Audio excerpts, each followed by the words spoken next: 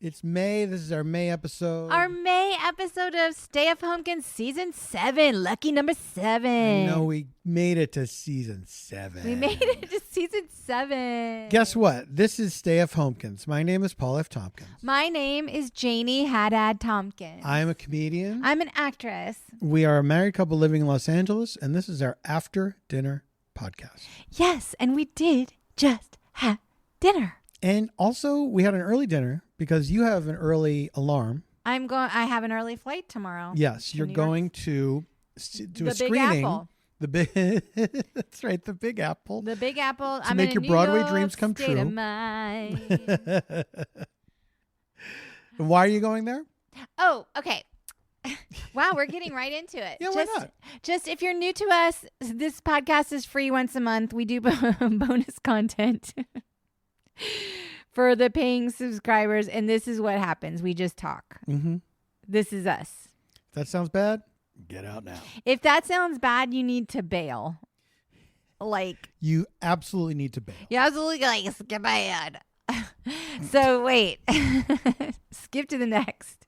So, it's a very exciting reason I'm going to New York City. Mm-hmm. Oh, I can tell you the whole journey too of our accommodations and everything. Oh, actually, this is good Is there a story there? I mean, sorta. Just want to make sure. Wait, maybe you don't even know the whole story. I don't think that I do. Do you even know where I'm staying in New York? No, I have no idea. Oh, you don't know? Look, if you're a new listener, we live very private lives, and we don't divulge a lot of information to each other. We're on a need-to-know basis in our marriage. We keep things from each other. That's how we keep the spark. I assumed you were staying at N Hotel. Is that not the case? Oh, no. Okay. Oh, no. First, say why you're there. Okay. Before we get into the journey about the accommodations. Okay. So a little while ago, I'll tell the whole story. I probably talked a little bit about it. You're okay with this probably. Just me going down the road. Yeah, of course. Okay. It's just but you are setting it up like this is going to be a long story. It might be. It might. Can I try to give a little summation and then you can expand on it?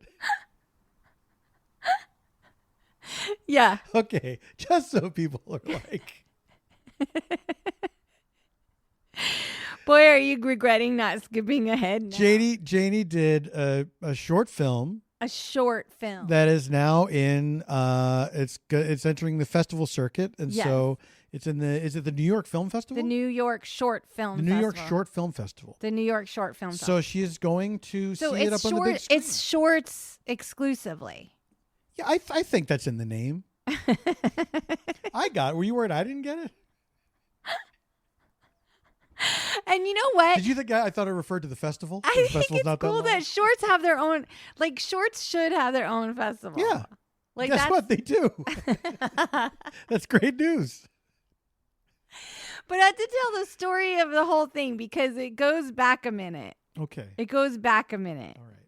So a good friend of mine, Jen Sims, who I've known for many years, is a producer. Yes. Okay. And she produces a lot of unscripted in the unscripted world. In fact, her current documentary went to Sundance. It won the Audience Award at South by Southwest, and it's coming out in theaters in August.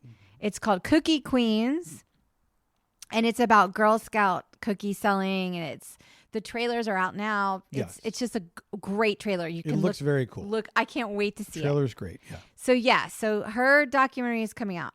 Now, she has alliances in the unscripted world. They all like to do scripted. Yeah. And so this director she's friends with, Jeremiah, he wrote this short film, and they were going to produce it here in LA. You know he hates that song. What song? Joy to the World. No, he probably loves it. No. Come on. Why would people? Because that's a fun song. People will say it to him all the time, though.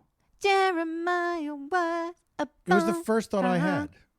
That's funny because I didn't even think of it. And And I worked on the short film with him. Although I have to be fair, when you mentioned his name before, it did not occur to me. When you said it just now, It's the way I said it, probably. you know what it is too? What? It's because we're in podcast mode. Oh. And I'm so used to picking up on shit like that. You're from doing your Freedom. little connections. Yeah. Now, if this were Freedom, what would you have said? Just the same thing, or would you? Well, I would have thought it, and then Scott Ackerman would have immediately sung it. Really? Yeah. There is a 60% chance we would have done it at the same time. Yeah. But I would say 100% chance that he would do it. Okay. That's lovely. I love that. All right, so Jeremiah wrote this short film, This Is the Way the World Ends, and it's a two-hander. Now, they approached me. Jen was like, I think, it's going to be two women, like two middle-aged women, and the scenario is that there's 8 hours left. Mm-hmm. That's the scenario. Mm-hmm.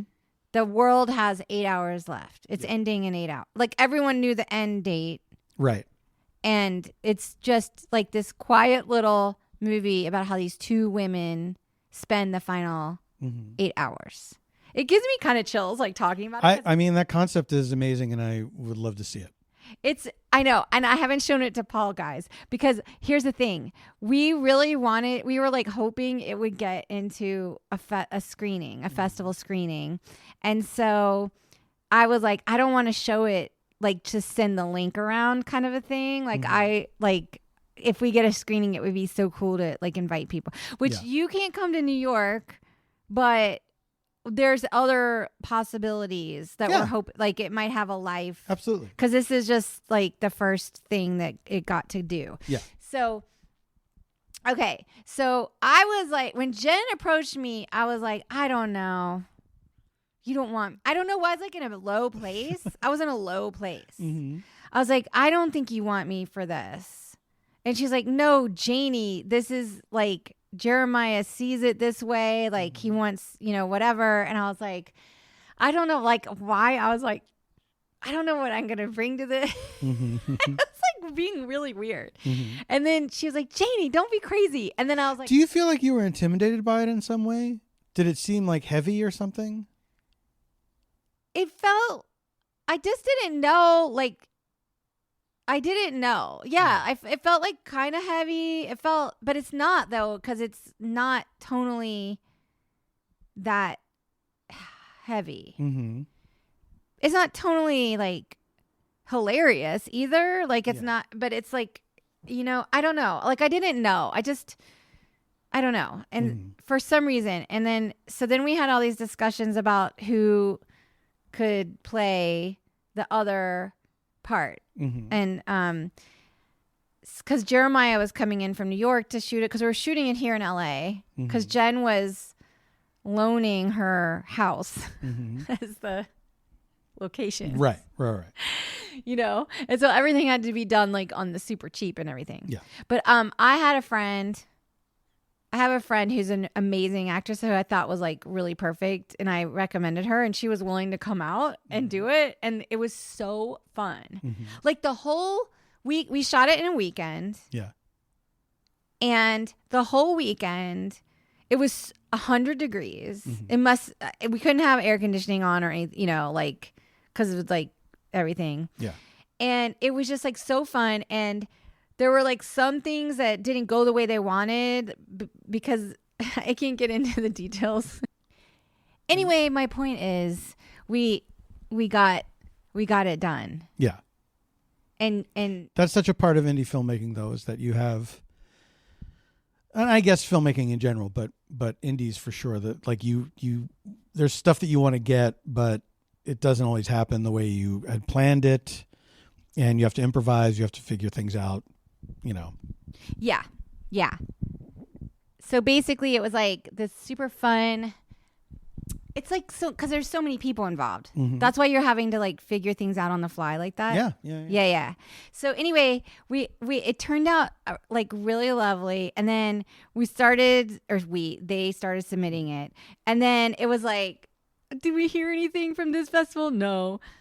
Did we hear anything from this festival? No. And then it was like I thought, is this it? Is this what it's gonna be? Just like no. And then we got into the New York Short Film Festival, which was so exciting. And so when we got that news, because Jen and I are here in LA, she was like, I was like, oh, I might go, because I might go to the screening. And Jen was like, oh, we're going. We're going. And I was like, oh, okay, yeah. And so and believe it or not, I had this flight credit that, you know how like expires in a year anyway, like if you don't use it. So I was like, well, I have a flight credit. I could get there. And normally, like, sometimes I stay, like you and I have stayed, or I stay, or you stay at Hodgman's in Brooklyn, because he has extra space for, like, if a guest comes around. Yes. And so I was like, oh, can I stay at your place in Brooklyn? You know, I'm going to be doing this film festival this particular weekend. And he was like, yeah. And then Jen was like, I got to do this on the cheap. And she was like, I think I have a place to stay in Queens, you know. And so we were going back and forth, and she was like, is there room at Hodgman's? I hate to ask. And I was like, well, not really. There's not, you know. Yeah. And it's a pull-out bed that's maybe a queen. Yeah. And I was like, I'm sorry, I love you, Jen, but I'm not sharing a bed with you. And then I was like, you know, let me ask my friend, like, because I have friends in New York. I was like, let me ask my friend Allie if she knows of anything. And she was like, she was like, well, I could stay with this friend in Queens. She's like, but I don't want to be, like, it's kind of like I would be treating, like, it wouldn't be like I'm visiting her. Yeah. It's like I'm treating it like a hotel, and I don't want to be doing that. Yeah. And I was like, I know. So let me see. And so I called my friend Allie. And she was like, babe, I'm leaving town that weekend. Why don't y'all just stay here? Okay? And so we got into this whole thing. Allie has this illegal sublet. Why are you I'm not saying where it is. But you're saying so many. I know. I just. What? Go ahead. This is New York. I know it is. Like, I know. It makes me anxious. Okay. It's not an illegal sublet. It's a friend. She's staying at a friend's in the village right now. Okay?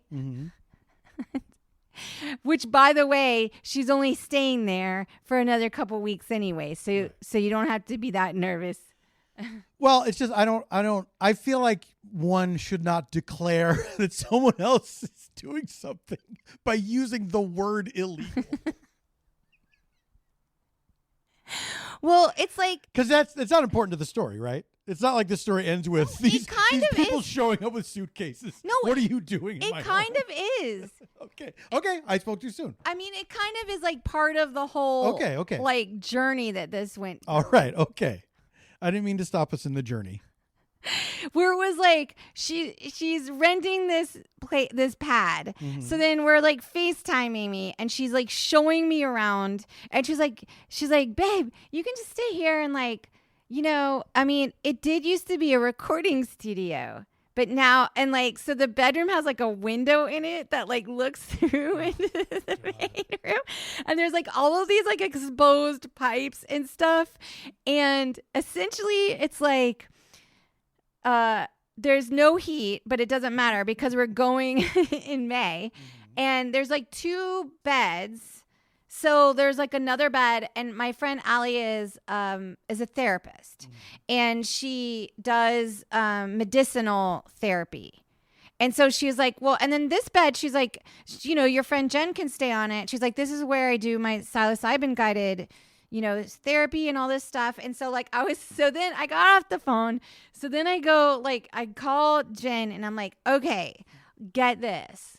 Like, we're staying in the village, which, by the way, the film festival is in the village. Oh, that's great. So Cinema Village is like a 10-minute walk, which is where all the shorts are. The whole thing is at Cinema Village.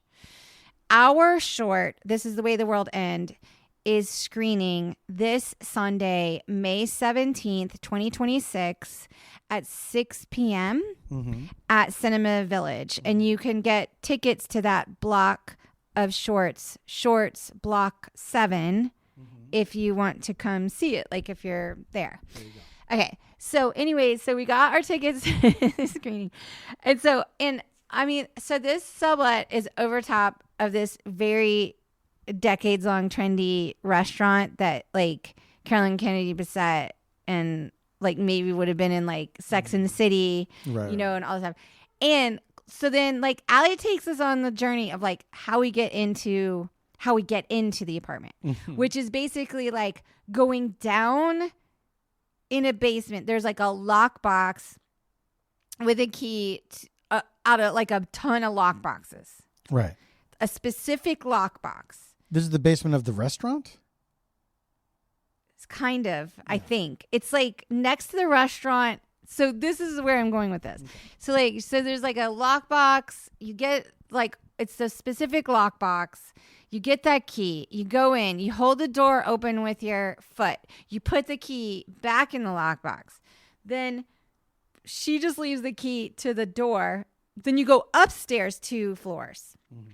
It's on the 2nd floor. But you go downstairs in a basement and up to the apartment. Mm-hmm. It's 2 floors. Mm-hmm. And she just like leaves the key in a boot outside the door. In a boot? Yeah. In a boot. In like a shoe, but it's not a shoe. It's like a boot. Because people put their shoes outside of the apartment in New York. Yes. So then I walked. So then I call and I'm telling Jen this whole thing. And I'm like, it's like there's no heat, but it's fine because we won't need it. Like, there's like a whole system and, you're going to be like sleeping on the psilocybin bed. And she's like, wait a minute. She's like, do I have to do drugs? Because I am not doing drugs. And I was like, no. Was she legitimately concerned that? I don't know. So now we call it the psilocybin bed. So another friend is joining us from Texas because she got kind of like, not jealous, but like excited that we were going. And she's like, I want to come. And she like wants to see our screening and whatever. Right. And now we're on this text chain called the psilocybin bed. But then like Allie was like, don't worry if you can't get in, like something happens with the key, because you can go through the kitchen of the restaurant, out the back and up into the building. Right.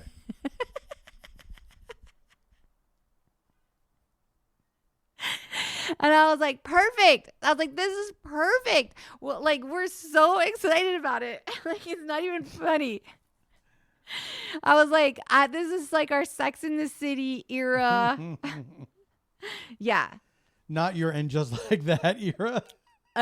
No. This apartment would not be in And Just Like That. Mm-hmm. This apartment would definitely be in early seasons Sex in the City, but not in And Just Like That. Right. Like, no fucking way. Gotcha. So yeah, so those are our plans. I'm going to see my friend Nicole. She's coming to the screening. Shout out to Nicole. Shout out to Nicole. I'm going to see my friend Phil. He's coming to the screening. Shout out to Phil. Allie can't come to the screening. Shout out for Allie. Because she's gone. Yeah. Because she's going to like a wedding in Portugal. God. Yeah. So anyway, my friend Allie, she needs a furnished sublet for the summer in New York. If anyone knows of anything. And illegal is okay. Well, that's how it works in New York. I understand. When you're doing like a furnished. Dear, I understand. I don't know if it's legal or illegal. Like, ask Mondami. He's probably like. I don't think he's going to crack down. I feel like Mondami is like, yeah. Mamdani is like, that's fine. Yes. Yeah. Mom Donnie's like, it's none of my business. Yes. Yes. She needs a furnished sublet for the summer in New York, Brooklyn, Manhattan, whatever. If anyone knows of anything or has like a friend, hook me up and I'll connect you with my friend Allie. No pets, no kids, no husband. So, small footprint is my point. Yes. Yeah. Well, I'm glad that all worked out. Yeah. Because that'll be really fun. And I wish I could be with you for that. Even for the psilocybin bed apart. I'm not scared of it. I'm not scared of a contact high from sheets. I was just in New York doing my shows not that long ago. That's right. You did Varietopia in Brooklyn at the Bell House. And I did my own filming. On our 16-year anniversary, I might add. I know. Well, I flew on the anniversary. Correct. Yes. That's happened a few times. Yeah. But 16, you know what I mean? And then you know what? The Cat's in the Cradle and the Silver Spoon. I've missed watching you grow up. You missed watching our marriage grow up. No, I have not. No, I have not. See you later. Can I have them, please? The car key. I missed that part of it. How it goes? It's like, may I have them, please? The car keys. It goes. Hey, Dad. No, what do you know? Can I have the car keys? See you later. May I have them, please? Wow, it's wild that song was a hit.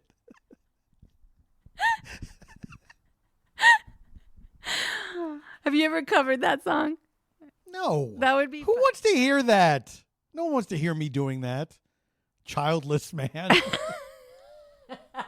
Singing this bummer of a song. Child free. Child free. Child free. By choice. My choice. As far as I know. I don't know if I'm sterile or anything. That's a good point. But I chose not to find out if I was sterile. It is the ultimate modern luxury. Yeah. To have the choice. And in fact, it's the last vestige of the true American dream. Because they're going to get rid of it. They're going to make us have babies. People are underbirthed. We're lucky that we're too old to have forced births. I don't want to live in a world where there are that. No, it's fucking insane. Ugh.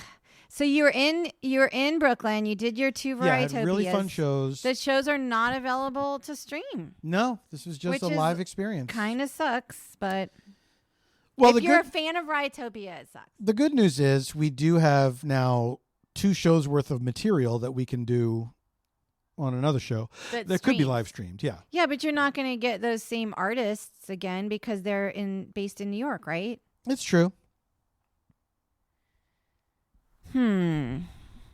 Interesting. Anyway, the shows went very well. Thank you. I know. You told me. Sorry. I'm a disgruntled Varietopia fan. we dwell on how I let everyone down.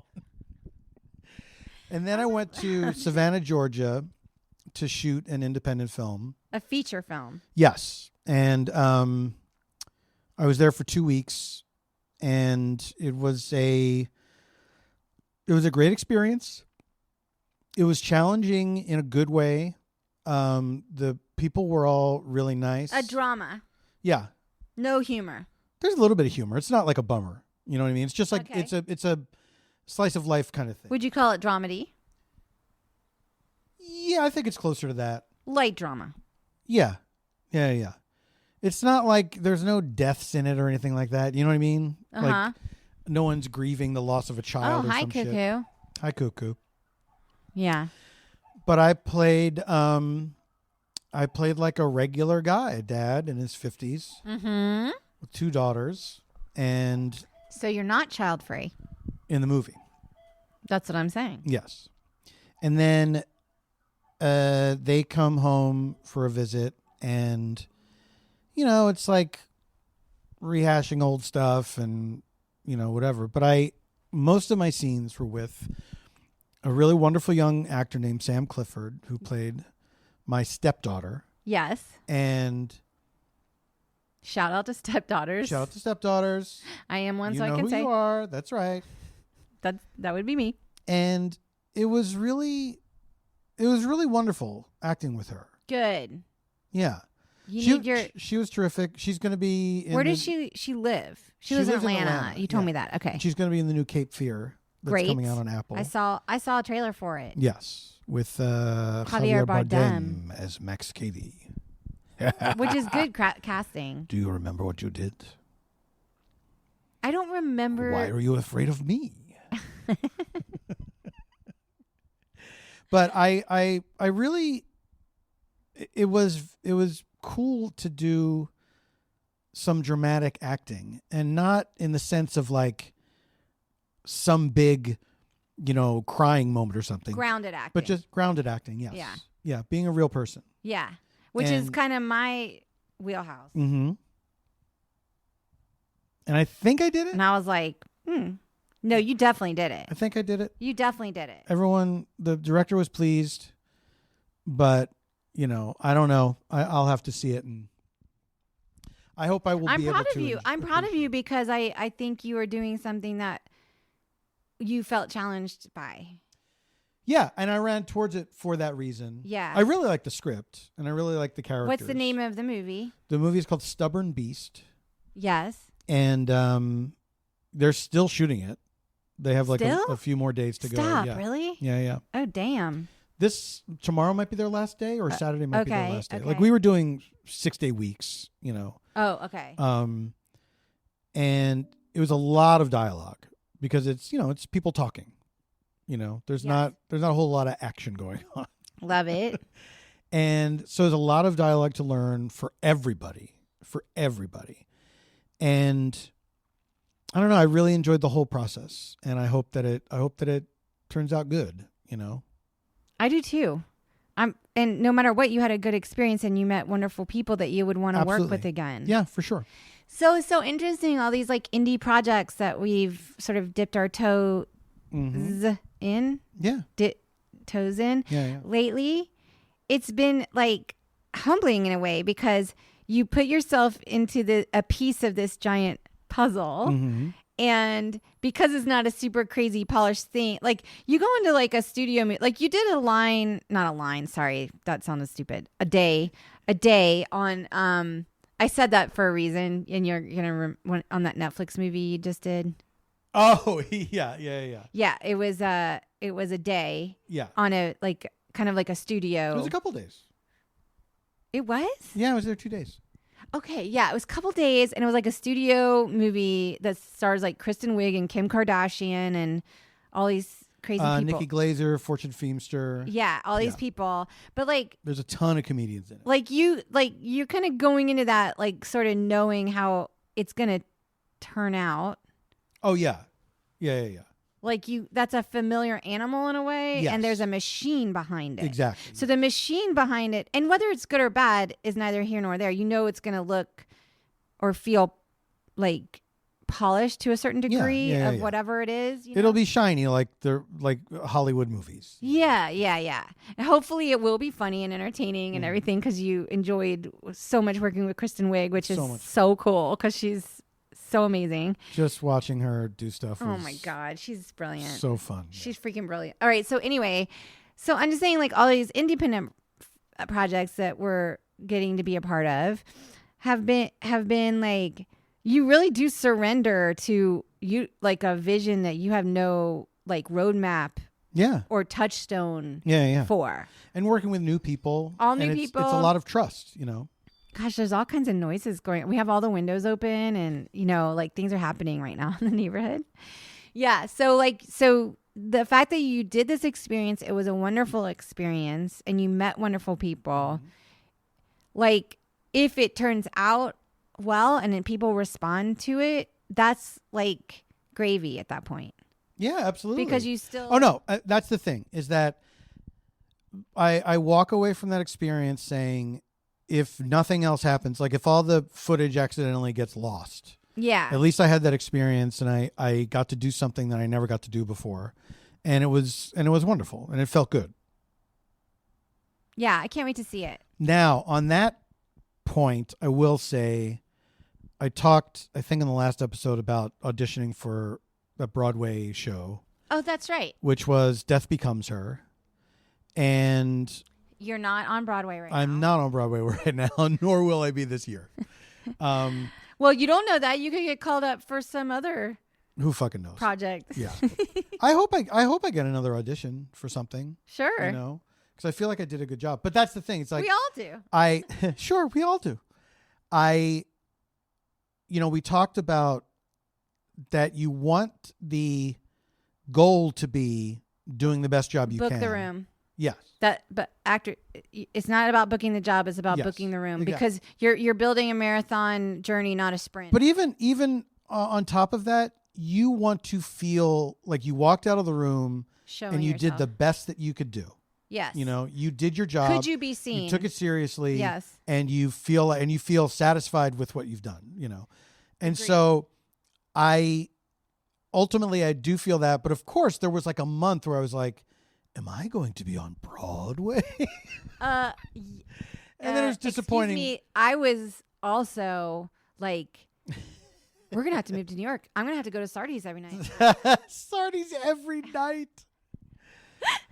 And then it's disappointing, not so much that it didn't happen because it always felt like kind of a long shot, but it's disappointing that the way it just kind of fizzled out. You know what I mean? There was not like an official, hey, we're not doing, like I got good feedback and they were still deciding. But you almost had to seek the feedback out. Yes. Yeah. Okay. What is going on in our street? Is our podcast picking up all of this noise? There's a truck backing up. There's a helicopter, hold for a helicopter. I don't know. So much going on. Yeah. I feel like there's so much of what we do that you know, like a lot of times you're just like, oh, I didn't get the part because it started 2 days ago. So that must not be me. Yeah, exactly. It must not be me. Exactly. You know what I mean? Yeah. And it's like you would kind of like we live in a time now where there could be like an app for that. You know what I mean? Yeah, exactly. Where it could be like, hey, when you were in fucking high school, they'd put it up on the fucking bulletin board. Yeah. You know what I mean? Yeah. There should be a bulletin board. But also, like, here's the thing, like, this happens with commercial auditions. Is like there are apps for that. Like but they don't tell you. But like how you did or what the feedback was. Yeah. Which is the laziest part of the thing. It's like you just see who got it right and who didn't.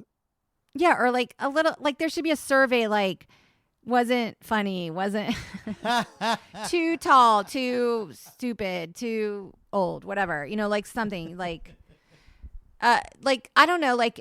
So, like, you get this thing where it's like, oh, you have a commercial audition and it pings your phone. Because you have, like, a portal. Yeah. And then you go to this thing, and then it tells you all of the information. Like, if you have to go in somewhere or, like, create a tape for something. Yeah. So, like, I had one, like, a week or two ago. I went, and it was for some fucking AI product. And it was, like, 3 days worth of seeing every freaking comedy actress in town because I saw all the names in front of mine. I was I was like, oh, I would have liked to run into, but I was like, okay, there some big commercial, which I didn't even get a call back for. But as soon as I left the casting studio, you get an email. It's like, thank you so much for auditioning for blah, blah, blah, casting office, blah, blah, blah, blah. And it's like, well, keep going with that process. Don't just send me an audition saying thank you for auditioning. I want one a couple days later, like, P.S. you're not getting a call back. Yeah. As opposed to just like the day comes and goes. Yeah. P.S. 30 people got called back out of 150. Yeah. You were one of whatever that didn't. I remember watching. Like, I would like that information. Yeah. It would be helpful. Or it would be at least you'd have some perspective. I don't know. It would be peaceful. It would be peaceful. Yes. But there's so much incumbent upon us to make our own peace with our own story. You can't tell the story that you make up because you're left with all these unknowns and these loose Because ends. the problem is, if you did get that information, you could spin out on that information. You know what I mean?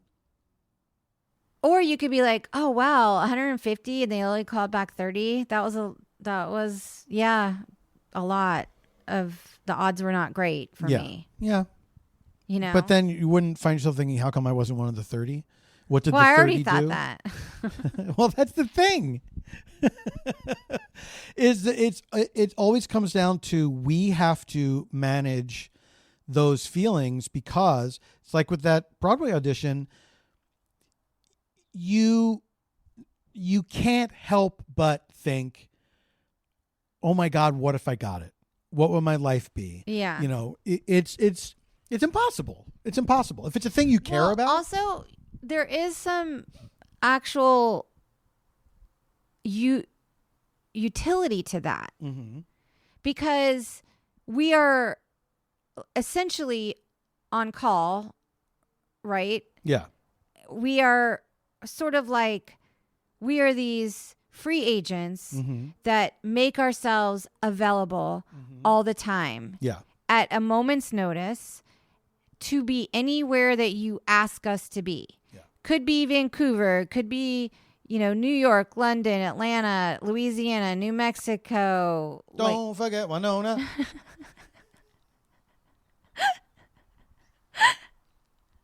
Gallup, New Mexico. It could be all of these places, right? And you're told to be this tumbleweed that's not like locked down to anything. Yeah. So there is utility to, okay, this is a 6-month contract. It would require me to locate myself in a city that's 3,000 miles from. Oh, yeah. I mean, look, yes, the logistics and all that stuff, but you know what I'm talking about. I'm talking about, it's the dream, you know? Right. It's you audition for a cool thing and then you're like, oh my God, what if I got it? And and it changed my career. Yeah.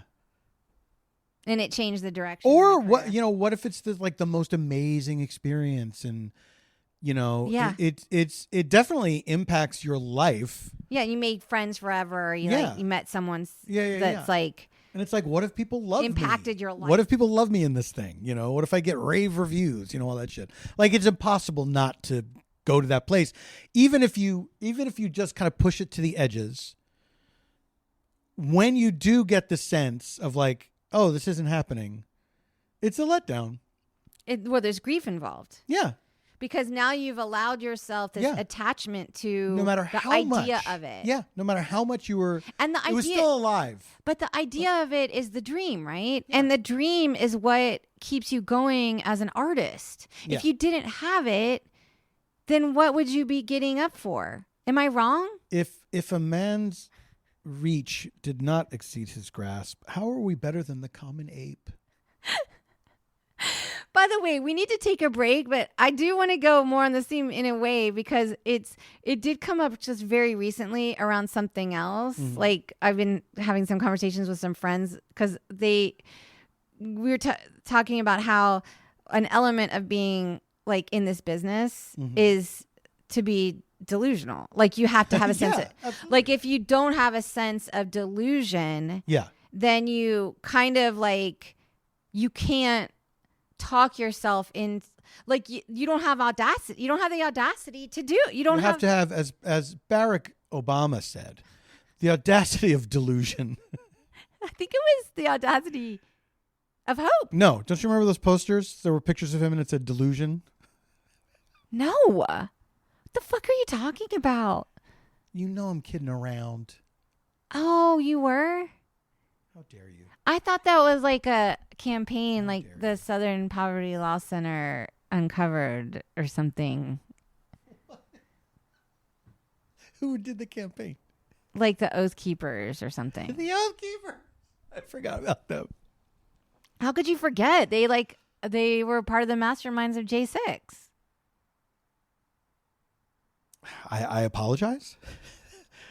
All of those groups got all real popular when Obama came into office. Yes, I remember that. There was a whole surge. No, I remember. So I thought maybe there were posters saying delusion under him. Let's take that break we were talking about.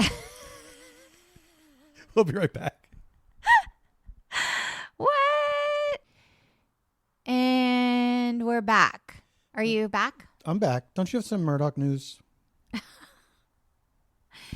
Oh, yeah. Well, some of you guys know that I followed the whole true crime journey of the Murdoch dynasty. Mm-hmm. The scandals, the theft. It's really the story of a family annihilator. And the story of the story of the family annihilator at the center of the family. That's tough to have that at the center of your family. That's a you got dealt a bad hand. Yeah. And so I followed all that. He went to jail for his theft. He was convicted of the double homicide of his wife and son. And now he is getting a new trial. The conviction was overturned. How did the it murder get overturned? conviction. Yeah. Okay, well, so I'm a little murky because once he was convicted, I sort of like that was wrapped up in my mind. But there were still lingering storylines, like unfinished business. Mm-hmm. And I believe, I'm going to probably get this wrong, but there's like podcasts and newspapers out there about it. But like there was this character, this woman, Becky Hill. Fucking Becky, man. So this fucking Becky, she was like the county clerk or something. Mm-hmm. And she was up to all kinds of shenanigans up in the courthouse. Mm-hmm. And like tampering with the jury and stuff, which is totally not allowed. No. I think it's also illegal. In the truest sense. This is where absolutely you should say this is illegal. Correct. And there was like something like with her son who maybe was up into some kind of criminality. I don't know. There was like some kind of stuff going on with her, maybe possibly for like a book deal. I don't know. Okay, exactly. This is where I'm going to be honest with you guys that I'm spreading misinformation. Or not. Let's just say there's a 50-50 chance I'm getting it right or wrong. Mm-hmm. Because of this woman's fucking Becky, because of fucking Becky's situation with this shenanigans, you have essentially grounds to present like an appeal, right? Saying this trial was fucking shady as fuck, right?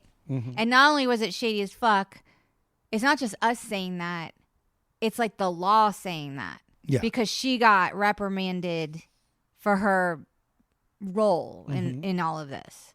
So like, it was kind of like, yeah, there was no choice if you follow the law. Like if the law, is still, respected and revered. Yeah.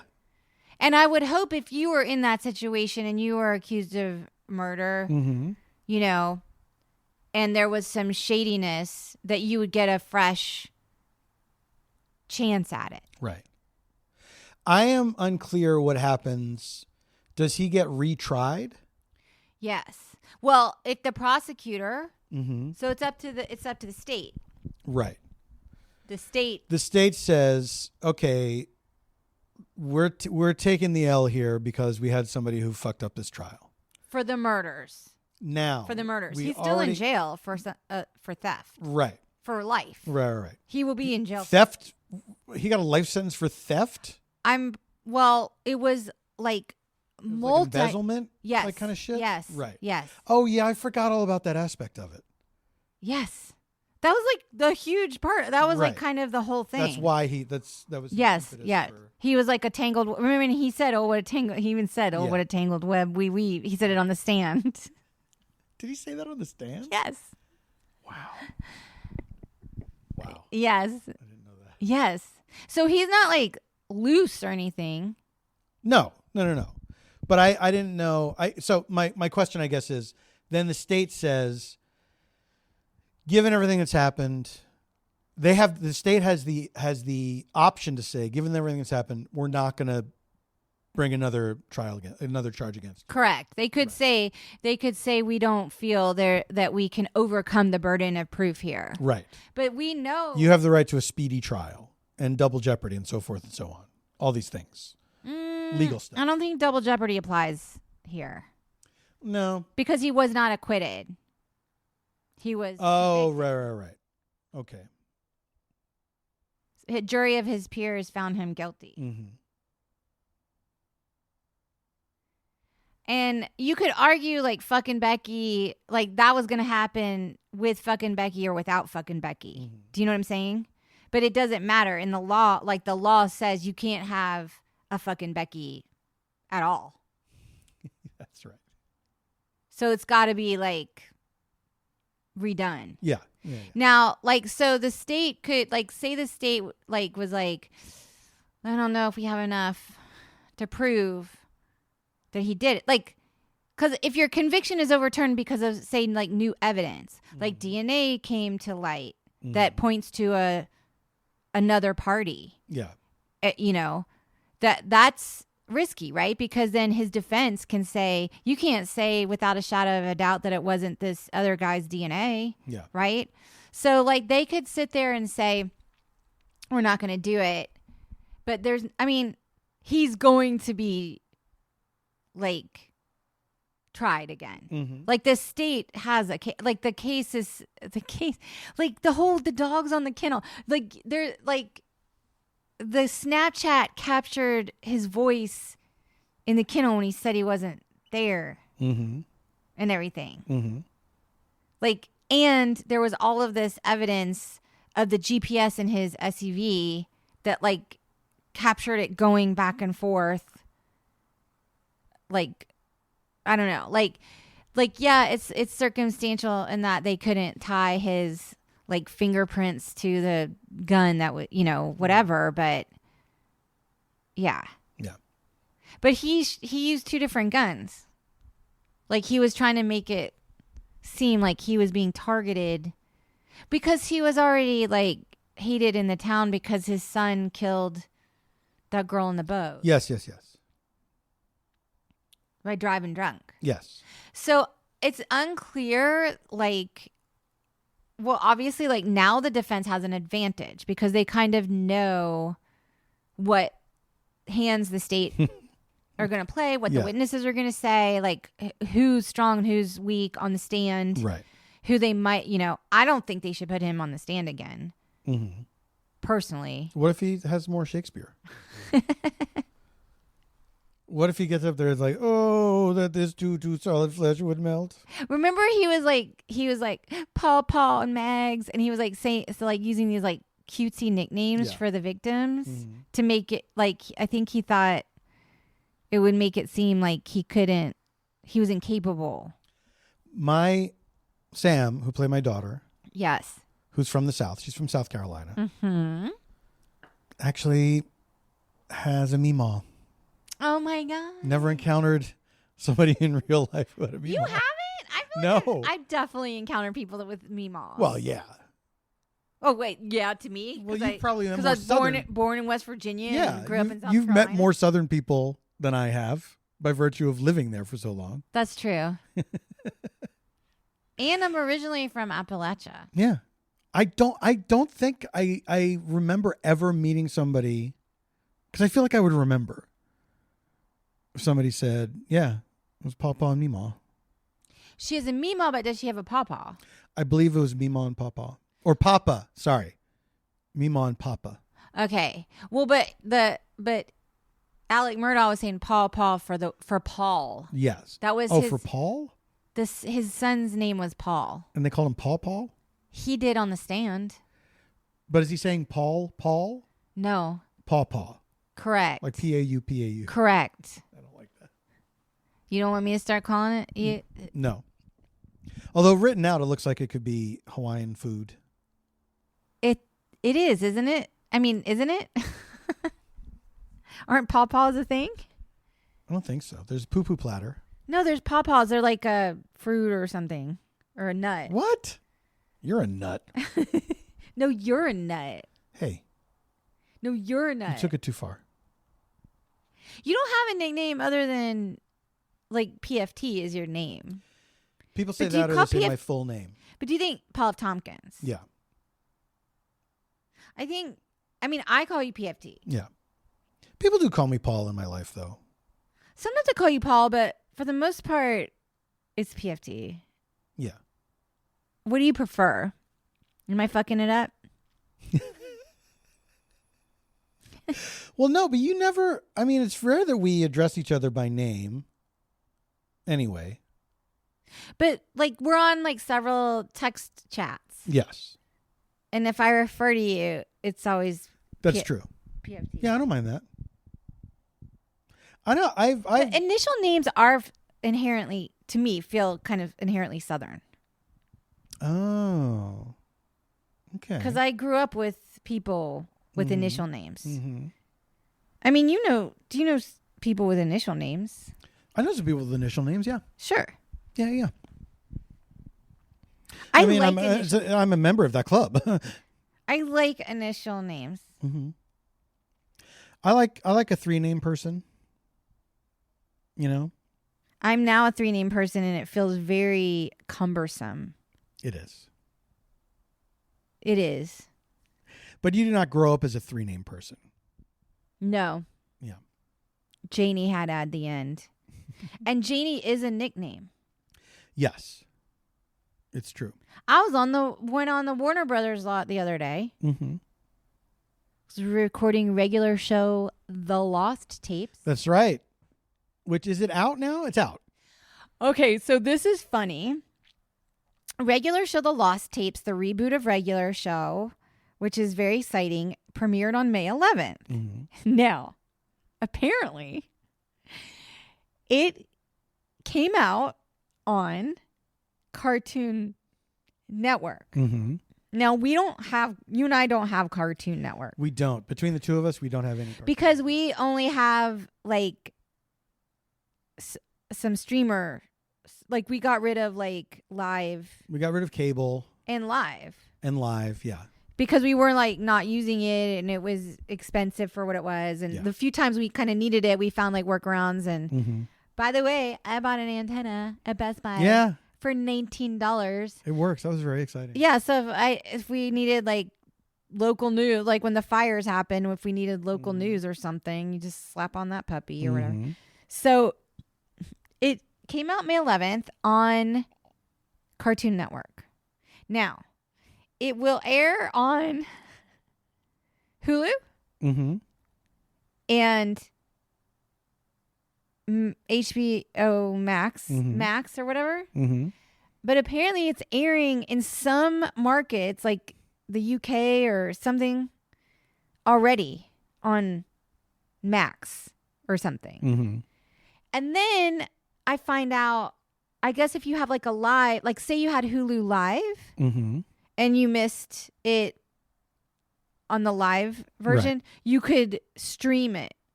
Because Samantha was like, oh, Story watched it and I'm going to watch it tonight. And it's on Hulu. Because she was like, yeah, we don't have it, Cartoon Network or whatever. And she was like, oh, no, Story watched it on Hulu. And I was like, what? I thought it wasn't coming to Hulu. So I went and opened Hulu. And it was like, you do not have access to this. Because it was like... Oh, you could see it, but you couldn't watch it. Correct. Like I would have to upgrade to like a live. Yeah, but we're not going to. Because no. But then someone said online, it's on YouTube. So like you can watch it on YouTube now. I don't understand. All I know is like, we were like May 11th. And it's like, I can't access the damn thing. And I wanted to see it.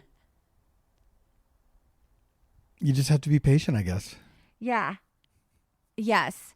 So anyway, I was going to the Warner Brothers lot because I was recording and I gave my driver's license, which has my full name, Anna Jane. Yes.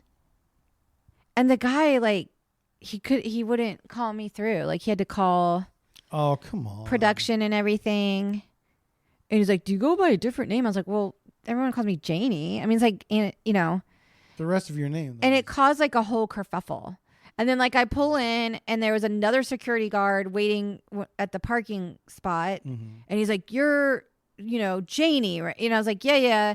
And then Becca, who checks us all in, when I go in, she was like, I was like, oh, I'm sorry. Like, it's never been an issue before. Like, Anna Jane to Janie. Like, I have the same middle. I have the same middle name and I have the same last name. It's a studio in Hollywood where it's like you've never encountered somebody whose name did not exactly match their driver's license before. Yeah, it was very weird. Yeah. So then when I came back like the next week, I like had my SAG card ready to show, like, and this is my actor name, you know, whatever.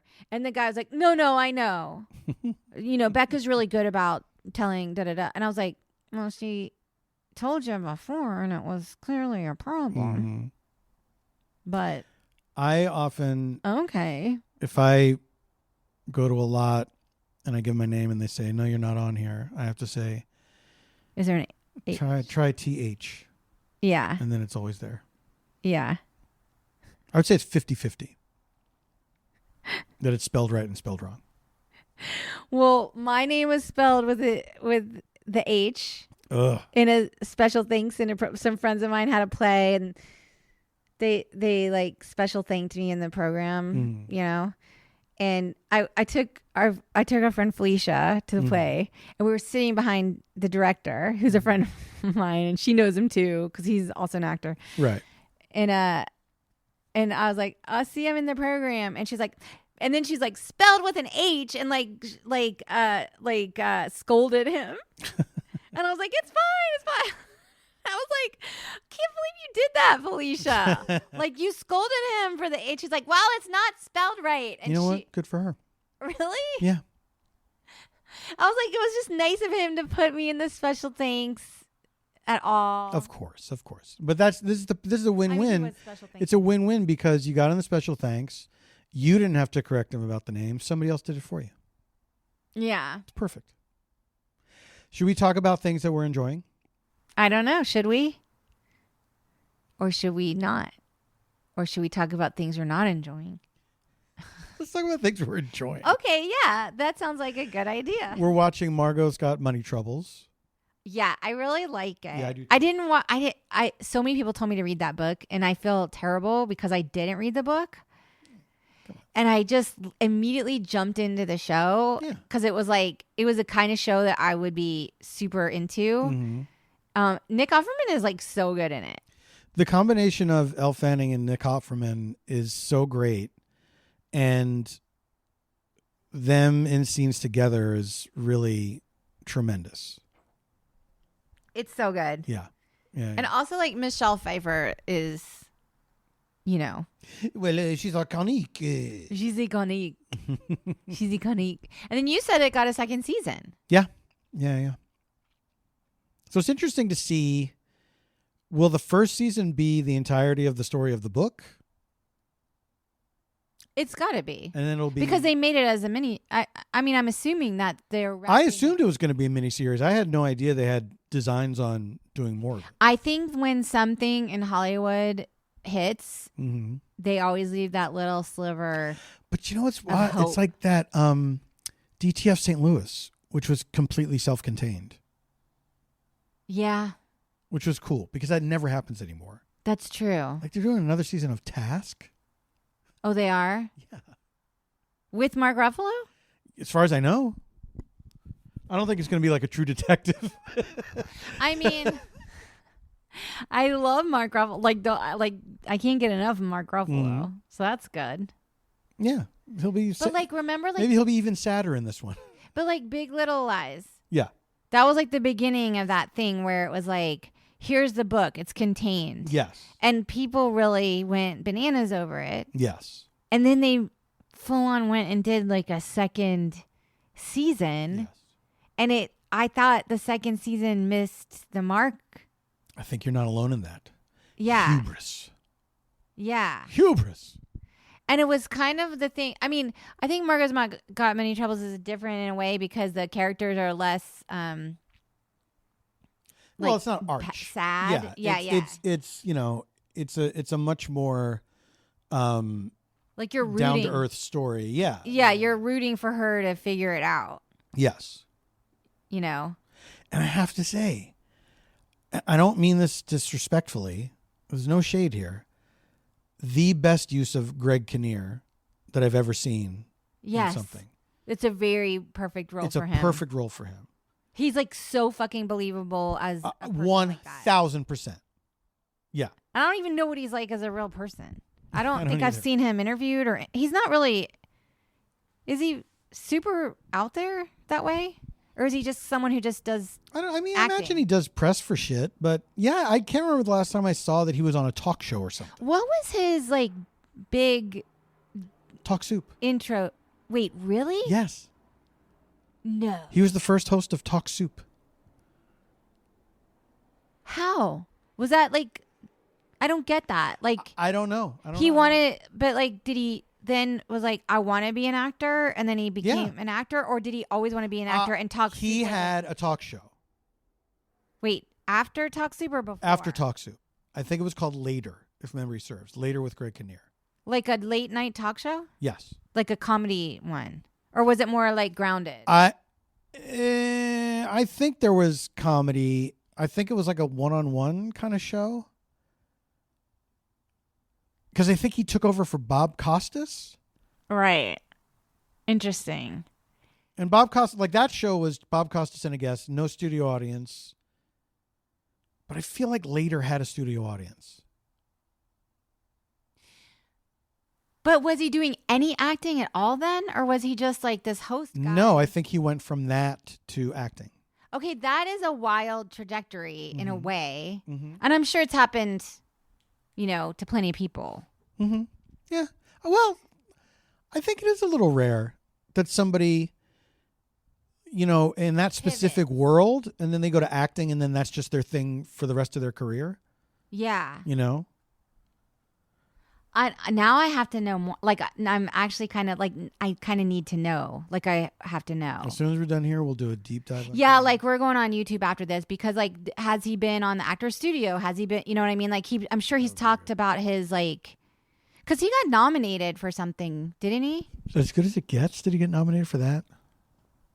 I don't know. Yeah, that would have been the one. Little Miss Sunshine? Wasn't he in that? I didn't see that. It's hard to remember. But anyway, I'm just saying, okay. Speaking of people's career trajectories, we watched a wonderful documentary the other night. Oh my God! It's on Netflix. Yes. About Martin Short. Yeah. It's so good. First of all, I'm such a fan of Martin Short, and I always have been. But he's always just kind of been there, like in my awareness. Like, like they showed all these old clips of comedy that he did that like I had forgotten about, but were like huge for me at the time. Absolutely. Same.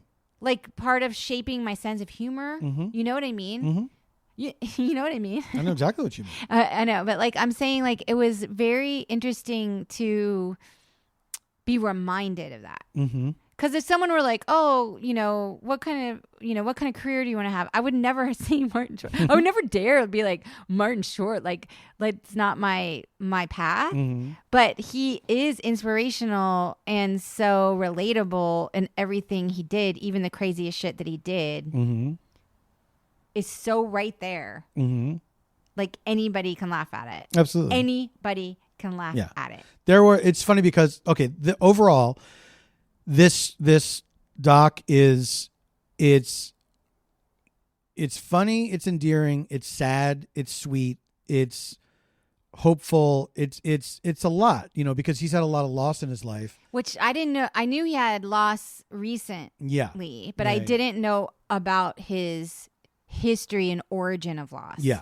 And it was a lot. Yeah. And it was really like the way he manages grief and life is really inspirational and amazing. But they throughout, of course, there's clips of him in this, that, and the other thing. And sometimes the clips will be just literally 2 seconds. I mean, and we would laugh out loud. There was a clip in there that I'd never seen before of. It's clearly like some Christmas sketch. Maybe it's from his the variety specials he did with Maya Rudolph. But it's him as some character that I've never seen before. He's standing next to Paul McCartney, who's holding a triangle. Yes. And then all the clip is Martin Short is singing a brief snippet of some Christmas carol. Paul McCartney hits the triangle, and Martin Short turns to him and yells, "What are you doing?" And I fucking burst out laughing. I have no context for it. But okay, I agree. I agree. Like, maybe I hadn't seen that before, but also like there might be a scenario where I did see it, like when I was younger, and I've forgotten it. It looked like he was older though, so I don't think. So you think I would have remembered? I think you would have remembered. Yeah, I think it was more recent, and you would have remembered if you'd seen it as a kid. I have to look up what that is now because it was so good. That's all we saw. The documentary, like, it made me really, well, obviously, too, he's had this very kind of glittery Hollywood, like, he came up in a time where everyone was like, there was so much creativity going on in Hollywood. Everyone found a lane. Yeah. Where now you come up in Hollywood and you're shut out everywhere you go. And you know, there was still, you know what I mean? Because comedy was like, there was just stuff happening all the time, and you know, it was joyous and like, oh, I'm sure it wasn't always joyous, but it felt that way looking at it. And there was still kind of a link to old Hollywood. Yes. And because they, you know, he and his wife would have these big Christmas parties where people would sing songs and shit like that. People would do little performances. It's like that to me, like when I was a kid reading about old Hollywood. Sure. I was like, that's all I want, you know, yes, is that kind of life. To live a life like that. Yeah. Yeah. And I feel like, is that a thing anymore? Well, I mean, we're living in such a strange universe. Yeah. Having gone through COVID and and technology and what it's done to how we interact and connect with people. It's probably AI now. I also want to say before we go that Widow's Bay on Apple TV. Yes, I need to watch it. You started it, and so I didn't start it because I didn't know and that you were watching it, and then everyone was ahead of me. Yeah, I really like it a lot. It's like extremely my jam. Yeah, it's funny and it's spooky. It's created by. I think that's why I didn't jump in because it was like a spooky thing, and I was like, I'm gonna watch a spooky thing. It's right up my alley, and it's created by Katie Dippold, who's somebody from the UCB community, and Tim Baltz is in the second episode. No way, I had no idea. You didn't tell me that. I just told you now. God, with the rest of America. Do you think all of America is listening? I think all of America listens to this, but not everybody admits it. Like it's you know, and maybe the numbers don't reflect that. I think our podcast is like, you know what I think our podcast is like is if you're into like ham radio, yeah, and you find the most obscure channel out there in the universe, of just two people shooting the shit. That's Stay of Homekins. Yeah. Right? You fucking put a bow on it. Right? Yeah. So yeah, all of America could be listening to this. That's right. I think a lot of people pirate this too. It's free. And that's why our numbers don't look It's also big. Free. All right. Well, we have no sponsors at the moment, but if you're interested in being sponsored or sponsoring an episode, get at us. Someone did reach out. I gave them all the information. And then We'd love to hear from you. We'll see. We're still interested. And then also, we still have our merch at kinshipgoods.com. Yes, good old Kinship Goods. They have so much great stuff in addition to our merch. You know what season? It's about to be like sunny times. Spring. Summer, do you mean? Spring.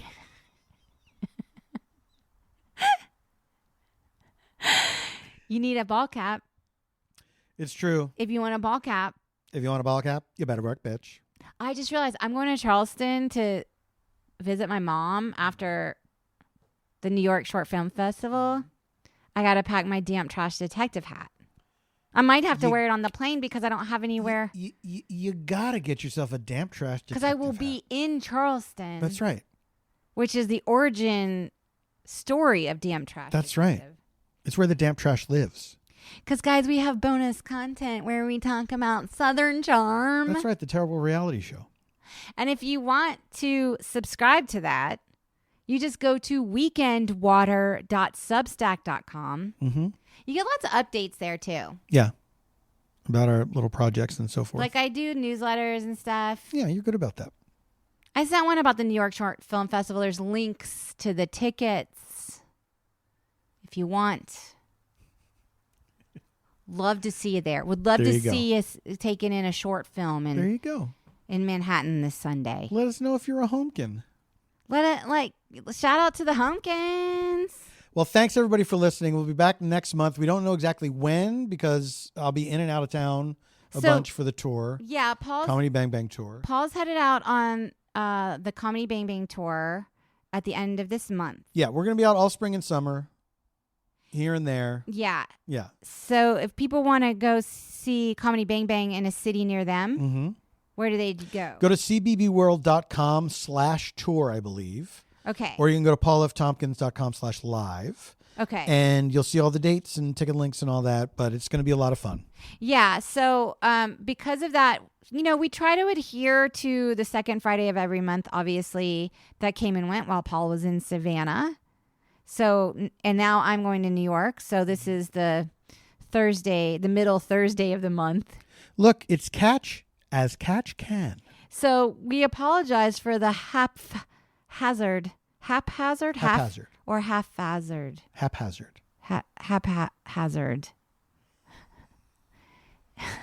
Nature. But that's what it is. Sometimes life is what happens to you while you're busy making other plans.